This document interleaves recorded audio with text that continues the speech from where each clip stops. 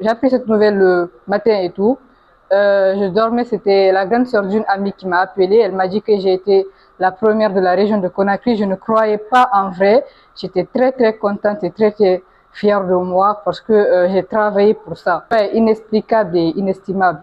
Je ne m'attendais pas vraiment, vu les candidats potentiels et les concurrents remarquables de Conakry, je ne m'attendais pas vraiment.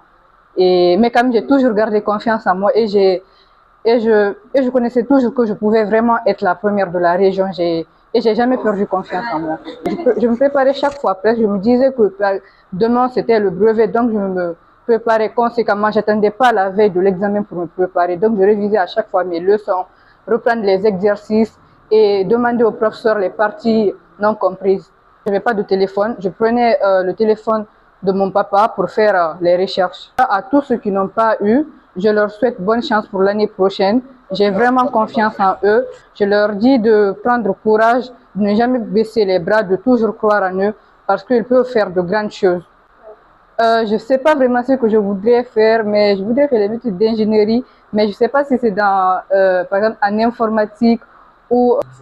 Déjà, mes parents et mes encadreurs, ils m'ont toujours soutenu, ils ont toujours cru en moi, ils m'aidaient, ils m'ont suivi du début à la fin. Pas vraiment, parce que je me préparais depuis le début. Pendant les vacances, déjà, j'avais commencé mes préparations. Déjà, je tenais à remercier déjà mon papa, ma maman, qui m'ont toujours soutenu. Ils ont toujours cru en moi. Eux, ils ont été là du début à la fin déjà. Mes encadreurs, mon professeur de maison, mon école, et le Dieu Allah le Tout-Puissant, parce que sans lui, il n'est pas arrivé et tout. Après aussi, je tenais aussi à remercier le président de la République, son Excellence, le général Mamadi Doumbouya, le chef de gouvernement, ainsi que le ministre de l'Éducation préuniversitaire et de l'alphabétisation, pour avoir garanti la transparence et l'équité de ces examens nationaux. Grâce à eux, l'excellence et le mérite ont été mis en avant dans l'école guinéenne. Bon, en fait, il n'y a pas de secret, c'est le travail qui paye. Il n'y a aucun secret, c'est le travail. Nous sommes en notre 4e année. Et voilà, successivement, en 4 années, nous avons eu la première place au BPC. Et donc, il n'y a pas de secret. C'est un travail, c'est une équipe qui travaille. Et c'est un encadrement rigoureux, avec une discipline aussi. Et c'est ce qui amène ces résultats. Seulement le travail paye. Il n'y a pas de secret. Dans l'enseignement, on ne triche pas. Je l'ai dit. Et quand on triche, ça paye cash. Alors nous avons une tradition de travail et de rigueur depuis la création de l'école. Nous avons une fondation qui nous accompagne. Nous avons un encadrement très rigoureux. Et ce sont nos résultats qui font la publicité de l'école.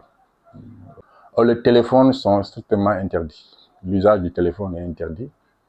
Et on procède même parfois à des fouilles dans les salles de classe. Nous avons une série d'évaluations très structurées et qu'on appelle ici des brevets de couleur. Nous commençons par le brevet bleu en janvier, puis un brevet orange en février, un brevet violet au mois d'avril et le brevet blanc maintenant suit au mois de mai.